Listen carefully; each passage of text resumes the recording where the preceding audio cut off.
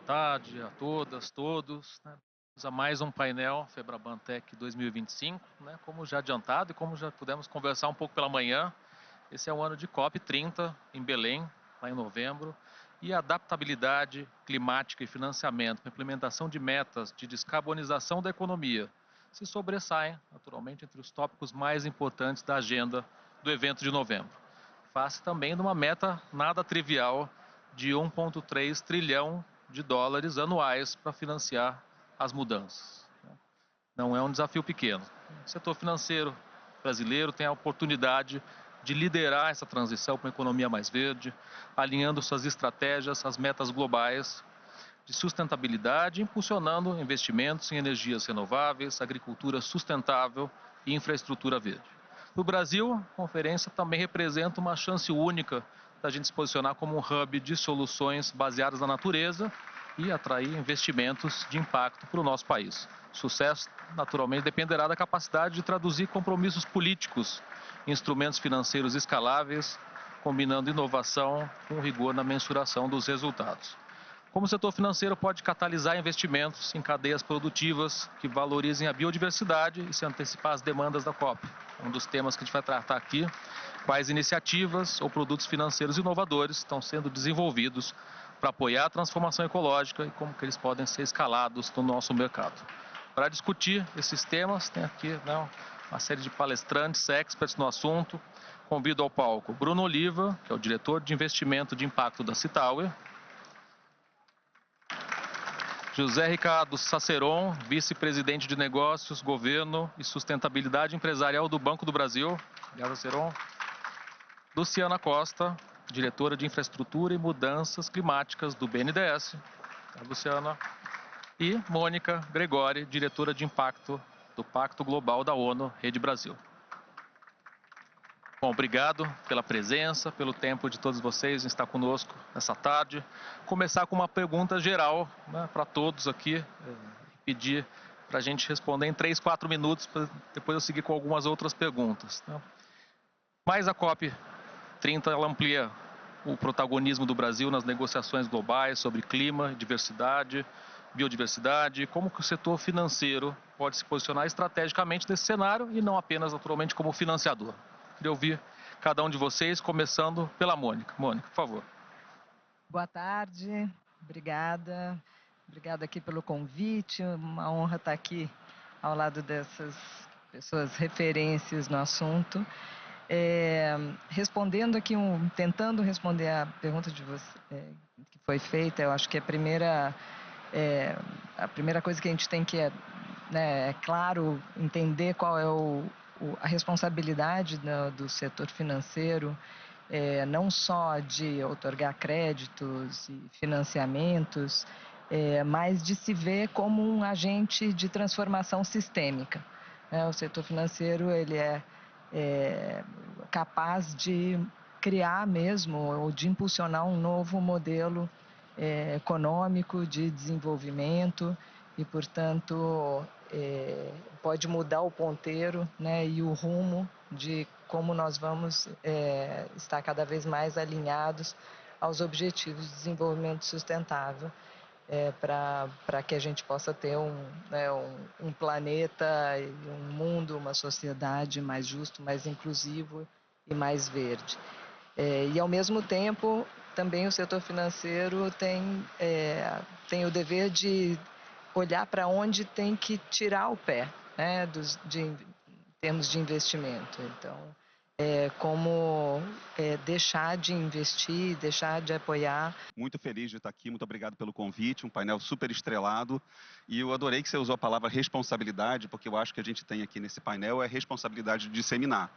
Eu acho que entender com muita claridade que não dá para pensar em secas na Amazônia e inundação no Rio Grande do Sul e achar que o setor bancário na Faria Lima, por exemplo, não vai ser afetado, né? É um problema sistêmico. A gente vê esses lugares, por exemplo, com dificuldade de acesso a garantias e seguros, dificuldades de acesso até a crédito no futuro, na medida que aumenta o risco desse tipo de produção. Então, acho que uma coisa, eu gostaria de perguntar, antes de mais nada, o público que está aqui já está inserido na discussão de investimento em clima? Quem trabalha com investimento em clima ou com clima em geral? Então, talvez um terço do grupo. É ótimo, a gente está tentando furar a bolha. Então, eu acho que isso é parte da resposta. Na semana passada, teve a Brazil Investment Climate Week.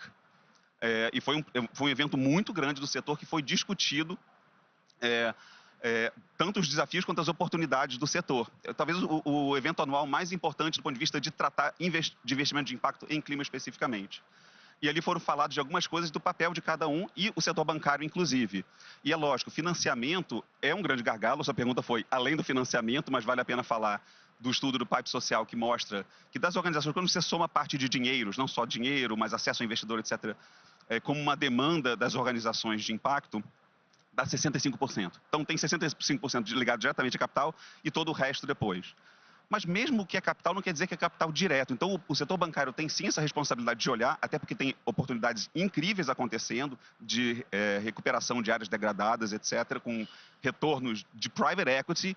Então, o pessoal está pensando criativamente, mas eu acho que, sobretudo, infraestrutura. Então, quando a gente fala de infraestrutura, é os custos de montar estruturas alternativas e criativas de crédito, para o crédito conseguir chegar ao impacto na ponta, que trabalha a mudança climática. E quais são as implicações disso? Cara, para quem é meio nichado, você montar um fundo, um FDIC, um fundo multimercado, é um custo desproporcional para o tanto de capital mobilizado. Já o sistema bancário tem condições de pensar e tem a infraestrutura existente e a escala para tornar esse atrito, esse ruído menor e fazer com que o capital atinja a ponta com mais facilidade. Então, eu diria, além do capital, que esse não tem como tirar da equação, a infraestrutura, facilitar essa infraestrutura. Muito bom. Agora seguindo aqui, já com um banco grande, né? Saceron, né? Queria ouvir um pouco você. Primeiro, obrigado pelo convite, Amaury. Boa tarde a todas e todos. O sistema financeiro, os bancos têm uma capacidade muito grande de induzir comportamento, de criar linhas de crédito que favoreçam determinados setores, que favoreçam determinados comportamentos e que favoreçam a sustentabilidade, ao mesmo tempo que, do outro lado, evita oferecer crédito para quem não respeita o meio ambiente, por exemplo. No Banco do Brasil é um banco que há décadas é o principal banco, agente financeiro da agricultura, da agropecuária brasileira, da produção de proteínas e alimentos.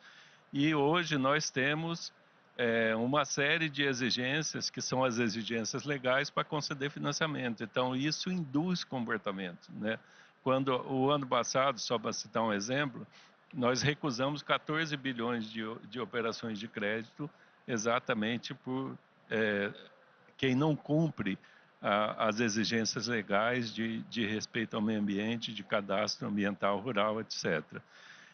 E, ao mesmo tempo, nós podemos e devemos criar linhas de crédito, criar soluções inovadoras como a bioeconomia, por exemplo, que é um dos temas aqui do nosso debate. Nós estamos presentes na Amazônia hoje, com hubs, com equipes de bioeconomia que vão até a ponta, às vezes percorre horas e horas de barco para chegar numa comunidade que nunca viu um banco na frente e que precisa de crédito para poder incentivar aquela cadeia de valor e criar um outro mecanismo de produção, uma outra frente de produção que preserve ao mesmo tempo a floresta e ao mesmo tempo crie condições para aquela população produzir os seus alimentos, produzir os produtos da floresta e vendam.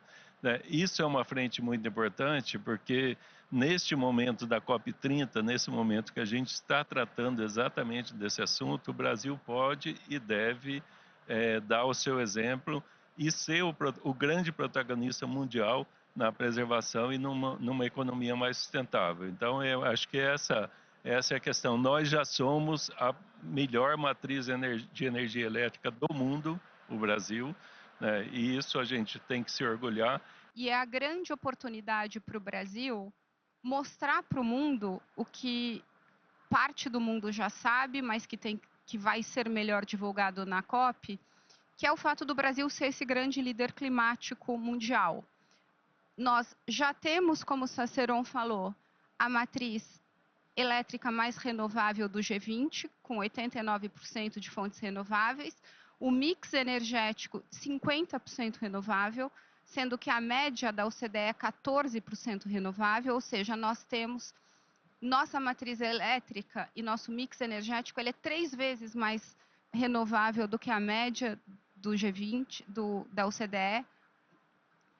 O mundo vai chegar onde o Brasil já está, do ponto de vista energético, provavelmente em 2040.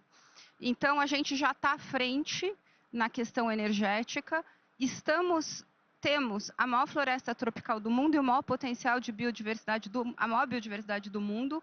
O Brasil vai ser capaz de exportar créditos de carbono e contribuir para a descarbonização do resto do mundo. O Brasil é o maior exportador líquido de alimentos no mundo, ou seja, a gente contribui para a segurança alimentar do mundo, e num cenário de transição energética e de mudança climática, segurança alimentar é fundamental. Junto com China, Austrália e Canadá, nós temos o portfólio mais estratégico de minerais críticos, que são essenciais para a transição energética. A gente tem um governo que está muito focado no plano de transformação ecológica. Portanto, a gente tem exemplo para dar para o resto do mundo. A gente fala com a autoridade e a gente vai falar com a autoridade no maior evento de sustentabilidade do mundo. E por que a gente tem a matriz mais renovável do mundo? Porque o BNDES é o maior financiador de energia renovável do mundo. E é um ranking da Bloomberg, não é meu. A gente já financiou mais de 36 bilhões de dólares de projetos renováveis. E onde que agora, na minha visão, o mercado financeiro tem capacidade de induzir melhores práticas, assim como o Banco do Brasil. Nós, no BNDES, nós bloqueamos muitos empréstimos para agricultura que não adere às melhores práticas, para quem a gente controla a gente tenta induzir com o nosso crédito melhores práticas e combate ao desmatamento. BNDES é o maior financiador de infraestrutura das Américas. Nenhum banco financia mais infraestrutura que o BNDES, e a gente tem inovado muito nos instrumentos financeiros, sejam Project Finance Non-Recourse, vários produtos de mercado de capitais tailor-made para os grandes projetos. O Brasil investe mais ou menos 260 bi por ano em infraestrutura. A gente aprova 80 bi. E com o que a gente aprova, a gente induz mercado de capitais e induz bancos privados a cofinanciarem conosco. Então, se a gente juntar um país que é um líder climático, grandes bancos como o Banco do Brasil, nosso sistema financeiro que é extremamente sólido e sofisticado, Banco do Brasil, BNDES, Caixa, todos os bancos públicos, eu acho que a gente traduz para o resto do mundo que a agenda de sustentabilidade e clima, concordo com o Bruno, é uma agenda de desenvolvimento, é uma agenda de negócio, é uma agenda que dá dinheiro. Bioeconomia, a gente vai conseguir escalar a bioeconomia e fazer desses negócios rentáveis, porque os negócios precisam ter sustentabilidade social, ambiental e financeira. Então, eu acho que o Brasil temos grandes desafios, mas a gente está bem posicionado. Muito bom. Seguindo essa linha da deixa aqui da Luciana, né, queria avançar um pouco nos instrumentos financeiros que são inovadores, né, e que podem ser utilizados para escalar investimentos em bioeconomia, em biodiversidade. E agora passo então nessa linha para o Saceron. Que você comentasse um pouco sobre as iniciativas de crédito sustentável do Banco do Brasil e sobre o ETF da Amazônia para Todos. Então, o ETF é a Amazônia para Todos, é uma parceria, é uma solução conjunta. BID, BNDES e Banco do Brasil, as 3 grandes instituições de crédito, e é um fundo que nós estamos criando para investimento em renda fixa, fundo de renda fixa para investimento de pessoas físicas. Então, pessoas que querem participar da transformação ecológica do Brasil, em busca de uma agricultura mais sustentável, de uma economia mais sustentável, economia verde, é uma oportunidade para as pessoas físicas investirem. Além disso, nós temos várias linhas, financiamento a energia renovável, por exemplo, o Banco do Brasil tem hoje em torno de 17, 18 bilhões de reais, linhas para energia eólica, para energia solar, né? Nós temos captações no mercado internacional. Esses 2 últimos anos a gente captou quase 40 bilhões de reais, tanto lançamento de títulos no exterior. Quando a gente lançou, nós captamos 750 milhões de dólares e a demanda foi o dobro, né? Poderíamos até ter captado mais. E uma série de captações que a gente tem feito com a Banco Mundial, BID, Agência Francesa de Desenvolvimento, KfW, várias instituições multilaterais e todas com o mesmo objetivo: investimento em agricultura de baixo carbono, investimento em bioeconomia, investimento em empresas lideradas por mulheres, investimento em empresas que respeitam o meio ambiente, enfim, uma série de recuperação de áreas degradadas. Recentemente, o governo lançou aquela linha, né, de bioeconomia, de finanças sustentáveis, onde o governo lançou títulos com remuneração de 1% e os bancos se comprometem a captar no mercado externo até 6 vezes o valor liberado pelo governo, né? Então, são linhas novas, né, que a gente usa para o objetivo de agricultura e de crescimento sustentável. E, por último, eu queria citar a nossa experiência de bioeconomia na Amazônia, que é muito interessante. Primeiro, a gente não espera o cliente vir até nós, a gente vai até eles, oferece ao mesmo tempo assistência técnica, ao mesmo tempo formação e ao mesmo tempo leva toda uma concertação de instituições públicas e privadas, agentes de crédito, de maneira que a gente trabalhe com toda a cadeia produtiva que nós começamos lá na Amazônia e estamos expandindo para o Nordeste e para outras regiões do país. Então, é uma atuação, é uma nova maneira de encarar o cliente. A gente não espera o cliente vir até a gente vai até lá e incentiva toda a organização, inclusive com cooperativas, com outras formas de organização, para que aquela população, de fato, desenvolva a sua cadeia produtiva. Muito bom. Nessa linha de instrumentos financeiros, né, quero seguir com o Bruno. O Staui tem estruturado fundos de impacto voltados para a bioeconomia. Queria ouvir um pouco de você sobre oportunidades, desafios, né, para a gente avançar. Oportunidades e desafios, né? Eu acho que até fazendo tudo aqui no contexto de COP. Eu gostei da fala da Luciana, do protagonismo do Brasil, tanto do protagonismo que foi dado por natureza, mas que ele fosse nossa capacidade técnica também de desenvolver. E lembrar que não é uma corrida, não é uma 100 metros rasos até a COP, que vai acontecer daqui a pouco. Primeiro que a presidência da COP acontece até a COP seguinte. Então o Brasil vai continuar no protagonismo institucional, além desse técnico e natural, por muito mais tempo. E, na realidade, a nossa responsabilidade continua depois disso também. Na Cital, e nosso foco é muito na construção de público, tanto investidores quanto organizações. Então, quando a gente pensa, são números do GIN isso, em 2022 teve $1 trilhão investido em investimento de impacto, 1 trilhão em filantropia e 100 trilhões entre investimentos tradicionais e investimentos responsáveis. Então, tem muito mais dinheiro dentro do investimento tradicional. Então, existe um lugar aqui, tanto em oportunidade quanto em desafio, que é levar essas organizações que hoje independem de filantropia ou de empréstimos sociais para um universo onde existe mais abundância de recurso, que é o investimento de impacto. Então, dando um exemplo, a nossa plataforma de empréstimo coletivo é emprestimocoletivo.com.br.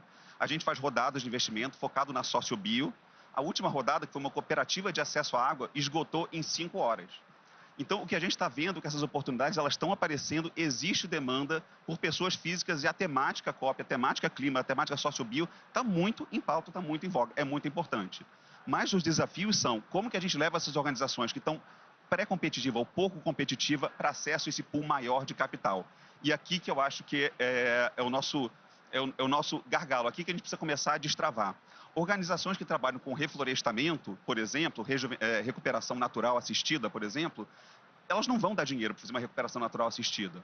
Eles vão depender de filantropia. Mas e sementes, por exemplo?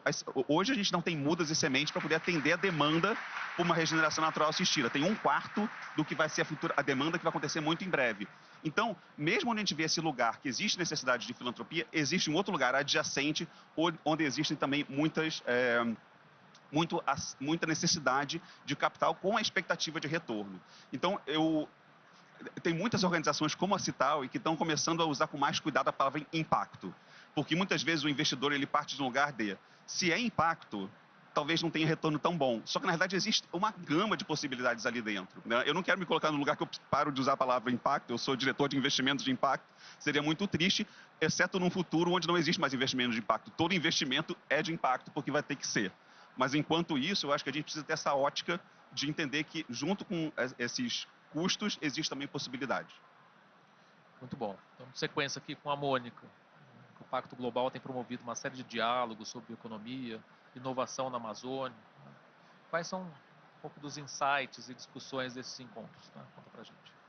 Obrigada. Eu só queria complementar e fazer eco aqui ao que o Bruno trouxe. Eu acho que a gente precisa sair dessa dicotomia se gera impacto, então não é rentável, se é rentável, não gera impacto. Já existem, eu acho que, milhares de exemplos de que essa equação fecha, né? E essa é uma equação que fecha por todos os lados, né? Tanto para o lado de rentabilidade econômica, mas também de uma valoração do que significa um impacto positivo e a mitigação e adaptação de todos esses, esses mecanismos e como evitar também custos, né, que são provenientes dos desastres climáticos e etc. Sobre o que a gente está fazendo, a gente realmente, eu concordo aqui de novo, né, reforçando, a COP é uma grande vitrine, né, para o Brasil, de tudo que nós somos e podemos, né, fazer pelo mundo, e eu acho que um grande exemplo para o mundo, e ali teremos discussões profundas e esperamos, mais do que discussões, né, decisões relacionadas às temáticas, né, de bioeconomia, preservação e conservação da nossa biodiversidade, né, como rumar para uma economia baixo carbono, financiamento climático, etc. E nós, no Pacto, a gente já começou essas discussões já há bastante tempo. Nós temos entre outras iniciativas, nós temos um movimento que se chama Movimento Impacto Amazônia. Não sei se, só dando rapidamente, assim, para que as pessoas entendam o que é o Pacto Global, nós somos uma iniciativa da ONU que tem como missão engajar o setor empresarial, né, público e privado, para que juntos possamos encontrar soluções para né, atingir os objetivos de desenvolvimento sustentável. E o Movimento Impacto Amazônia é um dos nossos movimentos mais jovens, no qual nós fazemos um grande chamamento às empresas a assumirem compromissos públicos com metas concretas até 2030. E, nesse caso, no Movimento Impacto Amazônia, são metas relacionadas à preservação né, da nossa biodiversidade e também como levar todos esses aprendizados e esses instrumentos para a cadeia produtiva. Eu acho que isso é muito importante, porque as grandes empresas, né, já estão, de alguma maneira, alinhadas, né, com essas pautas e com quais são as metas e como, né, quais são os instrumentos que vão ser necessários lançar a mão para atingir, né, esses objetivos. Porém, o grande problema está nas cadeias produtivas. Então, como levar isso para as cadeias produtivas, para as suas cadeias de fornecedores, e juntos, né, o setor, eu acho que o setor privado, o setor público, os bancos, né, nós precisamos realmente desse pacto para levar, né, instrumentos para que a cadeia possa também embarcar nesse bonde. Além disso, nós temos um evento grande que vai acontecer esse ano em Manaus, junto com a Capital, que é o Bioeconomy Amazon Summit. E nesse evento, nós, além de, né, aprofundarmos a discussão, nós temos ali, o ano passado, nós fizemos esse evento em Belém, tivemos mais de 80 ou seja, negócios, né, de participantes, negócios relacionados à bioeconomia, a soluções baseadas na natureza, tanto em bens de consumo quanto serviços, né, e foi muito interessante, rodadas de investimento, nós teremos isso novamente esse ano. Então, a gente vê que esse é um tema crescente e absolutamente nevrálgico dentro do Pacto Global.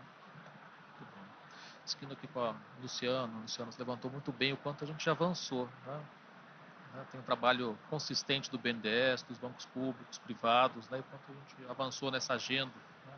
E agora um pouco, né, ouvir de que maneira essa colaboração entre setor público e privado, né, a gente pode fortalecer ainda mais, né, para impulsionar projetos que naturalmente alinhem desenvolvimento econômico com preservação ambiental. Obrigada, Mauri, pela pergunta. Eu vou ecoar de novo a fala do Bruno. Eu concordo com ele que o grande volume de capital está no setor privado. O grande volume de capital o que vai, de fato, permitir com que o mundo faça a transição energética e a transformação ecológica está no setor privado. Mas a parte de capital que está nas filantropias, o capital concessional e dos bancos de fomento, essa parte do capital, que deve ser ali 20%, não mais que 30%, ela é fundamental para mobilizar e catalisar o capital privado. Nós somos indutores da alocação de recursos dos investidores privados, e é esse precisamente o melhor papel que nós, bancos de fomento, filantropias e grandes fundos de capital concessional, como o CIF, CIAF, Altera, o que a gente tem tentado fazer. E por que esse capital de banco de fomento e concessional é necessário? Porque nem todo investimento de impacto tem retorno. Porque as novas tecnologias, no momento em que elas estão sendo escaladas, muitos desses projetos a conta não vai fechar. E aí, para esse tipo de projeto, esse tipo de projeto, a conta não fecha no momento inicial em que a tecnologia ainda é cara, que a tecnologia não está escalada. Só que se a gente conseguir escalar, lá na frente vão ser projetos rentáveis com custo de tecnologia menor. A gente já fez isso no BNDES. O Brasil sabe fazer isso. Nós fizemos isso com eólica, nós fizemos isso com solar. Hoje, não precisa de recurso concessional para se investir num projeto de energia eólica ou para tornar um projeto de energia solar viável. Esses projetos são viáveis com capital privado, recurso tradicional. Mas, no passado, se o BNDES não tivesse induzido, a gente não teria chegado aqui. Então, eu ecoo o Bruno, a gente precisa mobilizar os 100 trilhões do privado. Mas nós, filantropia, bancos de fomento, nós temos capacidade indutora. E é isso que a gente faz, é isso que o BNDES faz. Nós somos o maior financiador de energia renovável porque a gente já escalou solar, eólica, etanol, financiamos as grandes hidrelétricas. Então, no começo, eram tecnologias que, se não tivesse alguma forma de fomento, não teriam acontecido. E agora a gente vai fazer isso onde? O que a gente fez? A gente criou a Brazilian Investment Platform, que é a Country Platform de Brasil, O secretário dessa plataforma é o BNDES. A gente embarcou, até o momento, 22 bilhões de dólares de projetos estratégicos para a transição energética do Brasil. Ali tem projetos, muitos ligados às novas tecnologias, biometano, hidrogênio verde, HBI verde, a SAF. Agora, nesse começo, esse tipo de projeto vai precisar de algum capital catalítico, algum capital concessional, algum capital de fomento. E por isso que a gente trata esses projetos com muito cuidado e com muita governança dentro dessa plataforma. E o nosso objetivo é mobilizar capital e destravar essas novas tecnologias. Então, e aí, sim, tem muito impacto que é rentável, a conta fecha, estrutura uma operação, põe numa plataforma e vende no mercado de capitais, por exemplo. E levanta capital via mercado de capitais. Tem alguns que são estratégicos para o país, e bateria, que a gente vai precisar de novos instrumentos financeiros. Nessa linha de mobilização, né, quero voltar para você, Bruno, né? A Cital tem oferecido uma série de cursos sobre investimento de impacto, né? E como que essas iniciativas elas têm contribuído para a formação de investidores, né, mais conscientes e para o próprio fortalecimento da bioeconomia. Legal, ótima pergunta. Antes eu só vou fazer uma mini tréplica, porque na verdade eu concordei contigo, tá? Até reforçar que o modelo de negócio da Cital depende de capital filantrópico, porque eu entendi e eu concordei com você. Eu ecoei você porque eu concordei. Exatamente isso. O grande dinheiro está no privado, a gente tem que mobilizar. Eu acho que um dado interessante no nosso modelo é, para cada R$1 de capital filantrópico que a gente recebe, R$4 vai para o bolso do projeto. Então, quando a gente faz uma rodada de empréstimo coletivo, por exemplo, essa última que esgotou de uma cooperativa que esgotou em 5 horas, metade dos recursos eram de blended finance, né, do capital híbrido, com uma taxa próxima a zero, a 1%, e a parte do crédito que vai para o setor privado foi a taxa de 17%. Então, fica bom para o empreendedor e a gente consegue multiplicar o capital. E quando ele volta, o capital do blended volta, a gente reinveste com uma taxa de 1% ou 0%, muitas vezes também, fazendo exatamente esse efeito multiplicador, que é o que você mencionou. É isso que é a beleza, é o nosso desafio, né? Como que a gente combina esses diferentes bolsos.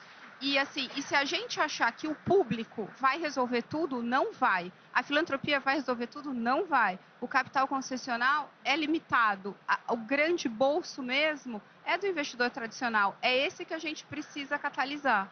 A gente fala lá, porque a gente tem um produto que é o pré-competitivo, que é uma capacitação, e tem a ver com os cursos que você mencionou. E eu já vou responder, eu juro. E aí tem a plataforma de empréstimo coletivo, que é para o primeiro, segundo e terceiro empréstimos de uma organização. E depois tem os estruturados também. E a gente fala que a gente tem a síndrome do berço vazio ao reverso. Aquela sensação quando o filho sai de casa, o filho sai de casa para a faculdade, você fica, meu Deus. A gente tem o contrário. Quando a organização sai da plataforma e consegue acessar o capital tradicional, a gente viu que, tipo assim, ok, fizemos o nosso trabalho. Agora, voltando ao curso. A gente tem curso tanto para as organizações, ou seja, para levar elas na esteira de desenvolvimento do pré-competitivo para o competitivo pelo não mútil até o bem competitivo. Então, esse é um programa, um curso. Em inglês, eles chamam de Investment Readiness, e eu vou chamar de prontidão de investimento, que não tem bem o nome. Não é uma aceleração, é um recorte da aceleração que é voltado para facilitar o acesso de organizações ao capital. E tem também para investidores. Então, a plataforma de empréstimo coletivo, ele é um produto focado principalmente em varejo de construção de marca e construção de público. As pessoas podem investir R$10 e receber trimestralmente relatório falando como foi o desempenho, tanto de impacto, com as métricas de impacto, quanto econômico. Só que muito louco, a gente percebeu que a gente foi crescendo, e depois teve uma hora que começou a ter crescimento muito lento na plataforma. Porque todo mundo que tinha a temática de impacto já estava meio que convertido. Então, a cada nova rodada de empréstimo coletivo, o nosso ganho é marginal. Puxa, isso é tão ruim porque a gente está mobilizando capital para 12 organizações por ano. A gente precisa mobilizar para 100, 200 mil organizações, né? Então, a gente começou a criar cursos com o intuito justamente de quebrar essa bolha, estourar essa bolha e atingir mais pessoas. E são cursos muito boca de funil, então eu acho que assim, já é o nicho do nicho, né? A gente já sabe que no Brasil a educação financeira é uma questão. Nos nossos próprios investimentos, muitas vezes é uma questão. A gente tem que ter uma parte educativa muito forte para eles saberem produzir material contábil de qualidade. E o financeiro de impacto é o nicho do nicho, né? Mas mesmo assim, na primeira semana que a gente lançou, a gente teve 600, é um curso gratuito, que está no site da Cital, e são 4 módulos, ele entra assim, em níveis, ele começa boca de funil, ele vai afunilando um pouquinho, e na primeira semana teve 600 inscritos. Então é muito interessante que, à primeira vista, está difícil crescer. Por outro lado, existe uma ânsia das pessoas também terem acesso a essa informação, e eu acho que esse grupo que está aqui assistindo, inclusive, tem essa responsabilidade de contaminar cada vez mais positivamente, porque, na realidade, o ganho da gente ter esse ecossistema, essa sociobio tão rica, é nosso, mas os riscos também são nossos, são riscos sistêmicos, então a gente tem essa responsabilidade também. Agora, voltando para a Mônica, né? Ouvir você, como que as instituições, né, podem como colaborar com as comunidades locais, populações tradicionais, para garantir, né, que esses investimentos em bioeconomia sejam, de fato, inclusivos e sustentáveis, né? Eu acho que esse é um cuidado importantíssimo que a gente precisa ter, né? Primeiro, deixa eu só dar meus 50 centavos aqui para réplica, tréplica. Estamos diante de um momento histórico, gente. Eu acho que daqui a 20 anos a gente vai olhar para trás e vai falar: nossa, era assim que se faziam as coisas, né? Eu acho que a gente está construindo um novo mercado, essa é a verdade. E isso vai demandar todo mundo, esforços de todos os lados de todo mundo, né? De fomento público, privado, ou seja, com certeza daqui a 20 anos a gente não vai se reconhecer nessa conversa aqui hoje. Eu acredito muito nisso.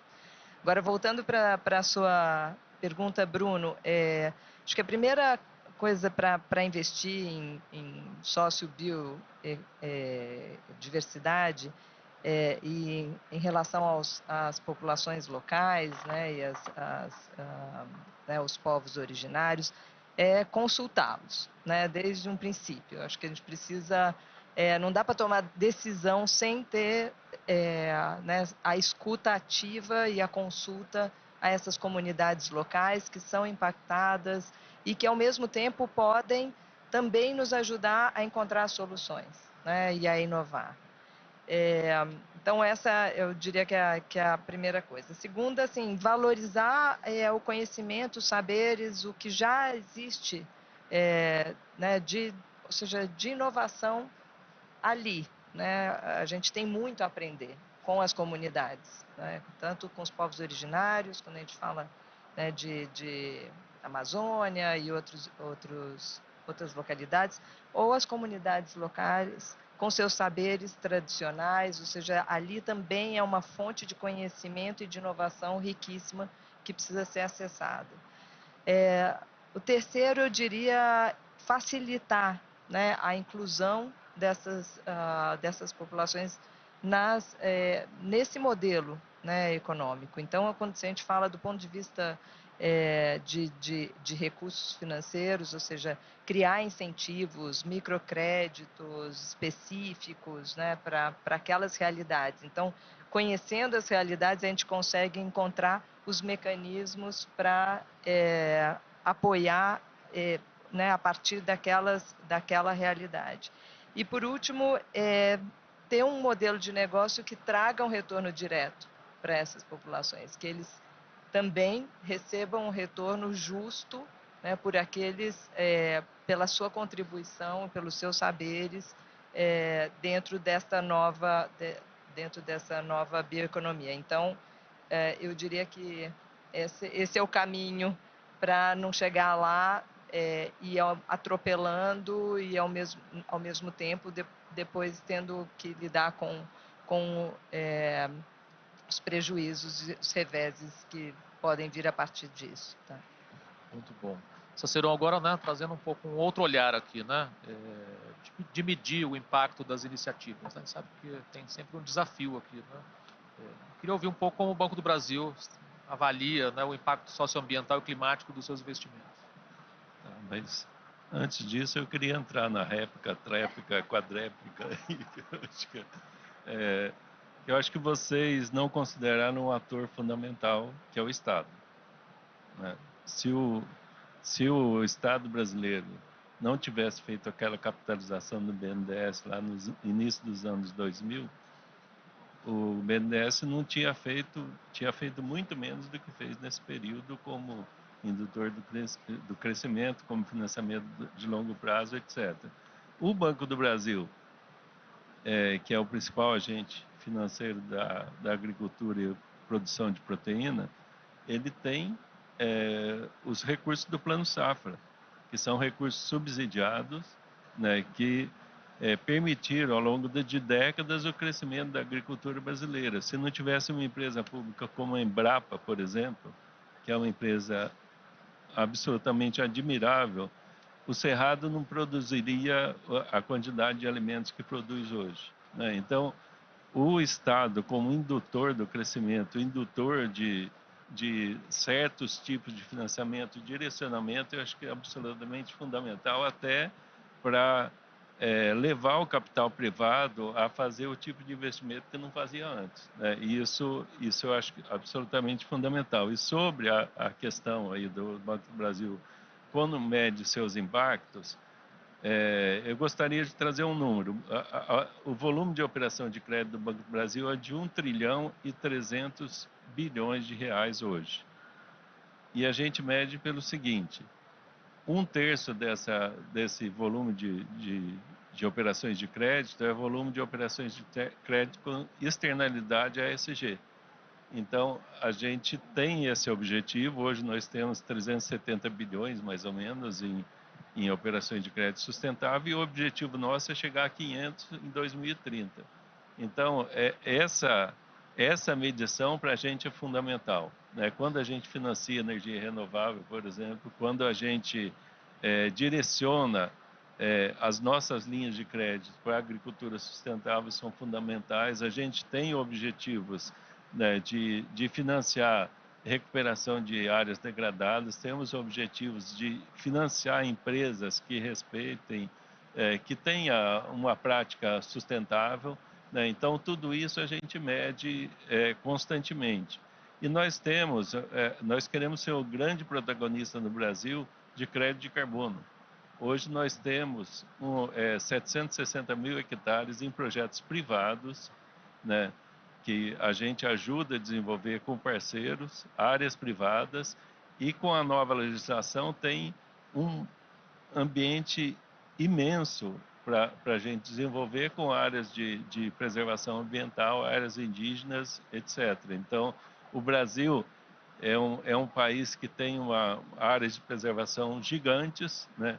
E isso pode trazer recursos para o Brasil, né, para desenvolver essas áreas, para desenvolver essa pegada e esse futuro de economia sustentável. Então, a gente mede tudo isso permanentemente de maneira a gente traçar objetivos cada vez mais ousados, né, em cada um dos indicadores. Nós temos os ODS 2030, né, que a gente pega cada um dos objetivos e traça e atomiza isso para todas as nossas agências, para todo o nosso público de relacionamento, de maneira a gente garantir que isso seja aplicado em toda a cadeia produtiva de toda a empresa do Banco do Brasil. Muito bom. Serão, você trouxe o tema do crédito de carbono, né? As estimativas que o Brasil tenha por volta de 15% do estoque global de crédito de carbono, né? Então tem um potencial gigantesco. Bom, seguindo aqui com a Luciana, a gente sabe que o desenvolvimento da bioeconomia, né, exige também a estruturação de cadeias produtivas que às vezes não estão em estágio, inicial ou fragmentadas. Então, e ouvir um pouco como que o BNDES pode atuar como um indutor dessa organização produtiva e de inovação tecnológica, principalmente nas regiões mais estratégicas da Amazônia. O BNDES já fez isso. Quando a gente estava escalando energia eólica, o BNDES induziu a formação de uma cadeia de suprimentos com mais de 3 mil fornecedores. E como que a gente fez isso naquela época? A gente coloca regras de conteúdo local, a gente colocou regras de conteúdo local para a produção do aerogerador, e com isso a gente desenvolveu a cadeia. Aqui na bioeconomia vai ser, de novo, financiando toda a cadeia, financiando mudas e viveiros. O BNDES vai ter que tá está se debruçando sobre isso. E a gente esses pequenos atores da cadeia, a gente financia diretamente ou a gente repassa recursos para que bancos repassem para eles. Então, quando o BNDES entra, como o Saceron falou, se não fosse o BNDES, a gente não teria nem a nossa matriz, como ela é hoje, nem a nossa infraestrutura, porque é o grande banco que financia infraestrutura que requer um capital paciente, que não necessariamente o mercado está disponível no mercado privado. Então, essa capacidade indutora o BNDES tem, já fez, e agora está se debruçando para voltar a fazer. A gente também já está trabalhando em concessão florestal, o BNDES fez algumas concessões florestais, financiamento de floresta. Então, o BNDES já entrou. A gente entende floresta como infraestrutura, né? Tem uma lógica parecida de financiamento. Muito bom. Bom, pessoal, está chegando aqui já no fim do nosso painel, né? Quero finalizar ele com uma pergunta geral para considerações finais já de cada um de vocês, né? Sobre o desafio, né, do Brasil se posicionar como um hub global de soluções climáticas, né? Eu acho que isso a gente tem todas as condições, né, de alcançar esse estágio e ouvi-los se a gente está no caminho certo. Vou começar aqui com a Mônica.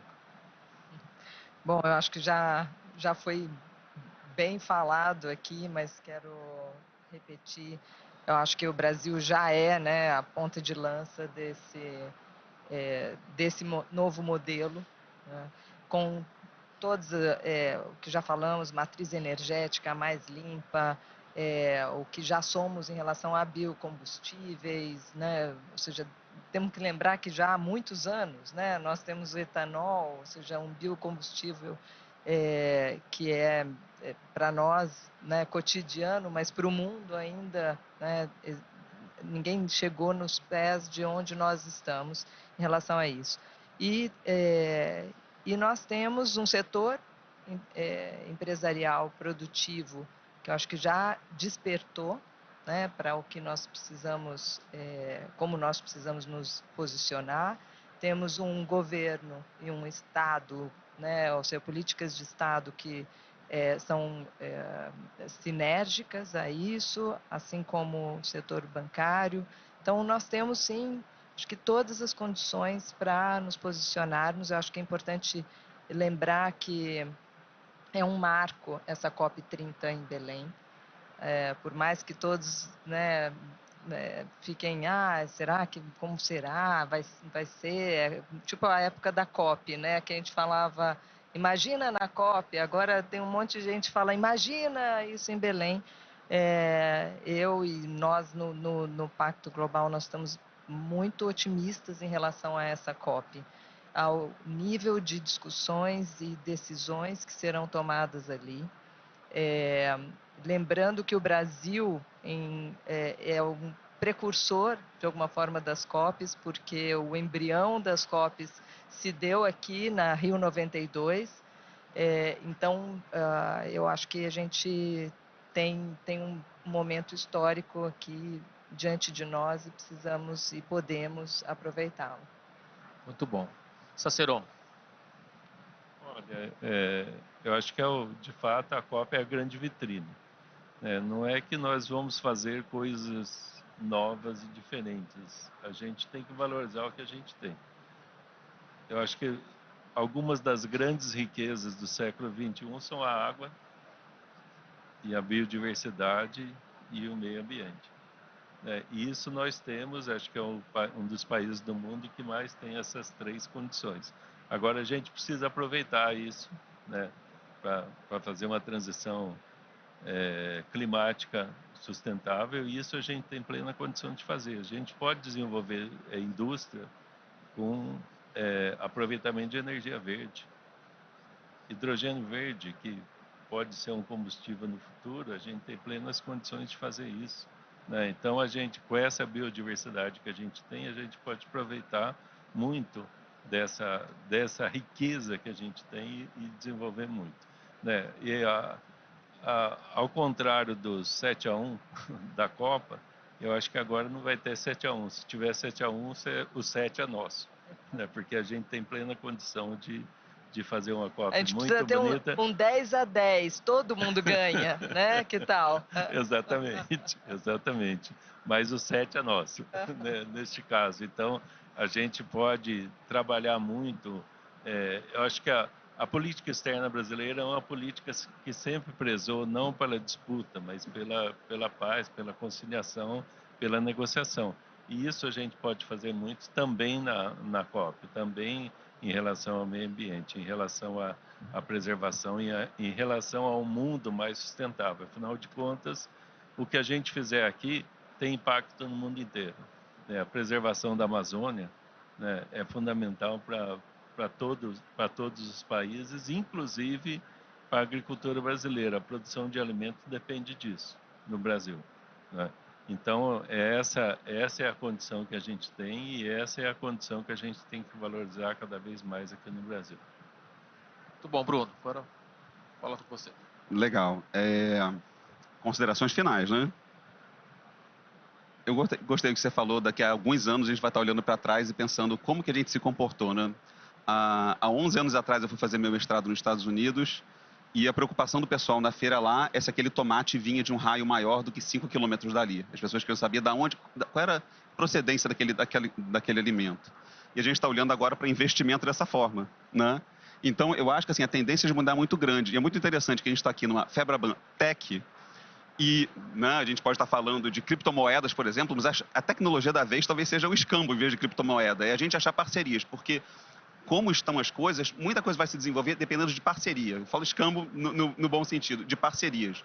Porque a gente precisa construir com criatividade qual vai ser o caminho indo para frente. Porque a gente sabe o que foi feito até agora deixou um monte de marcas que não são tão positivas, né, antes da gente começar com esse diálogo de impacto. Então, eu queria aqui colocar na mesa o que é tecnologia, né, desse ponto de vista de impacto, o tanto de tecnologia que a gente não está nem olhando ainda, que são os conhecimentos dos povos originários, por exemplo. Tem muita coisa para ser descoberta, para ser desenvolvida, e o Brasil está num lugar muito bom para ter protagonismo nisso, mas com um olhar humanista, na realidade, né? Isso não é uma questão nem... É além de questão de Estado, isso é uma questão da humanidade mesmo. Muito bom. Finalizar com a Luciana. A gente está falando de transição energética e transformação ecológica e duas coisas. A gente não está falando de uma ruptura, a gente está falando de uma transição e ela precisa ser justa. A gente não pode ter um país e um mundo mais descarbonizado, mais desigual e mais injusto. O mundo já é muito desigual, muito injusto, de guerras e todos os problemas que a gente tem por conta da desigualdade. Então, eu acho que a gente tem que ter um olhar muito, muito cauteloso e a gente precisa ver como é que a gente... Porque falar em salvar o meio ambiente, resgatar todos os conhecimentos e a desigualdade do mundo se aprofundar, a gente tem o maior desafio dos nossos tempos, que é controlar o aquecimento global. Mas para controlar esse aquecimento global, a gente precisa fazer com que essas novas cadeias surjam, com que essa nova bioeconomia surja, mas que a renda das pessoas aumente.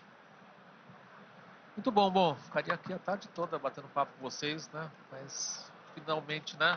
Infelizmente chegou ao fim, né? Quero agradecer muito a disponibilidade, a presença de cada um de vocês, o privilégio de tê-los conosco. E também agradecer ao público que está nos ouvindo. A gente segue aqui com uma programação intensa ainda também, com eixo sobre COP30. Obrigado a todos. Obrigada.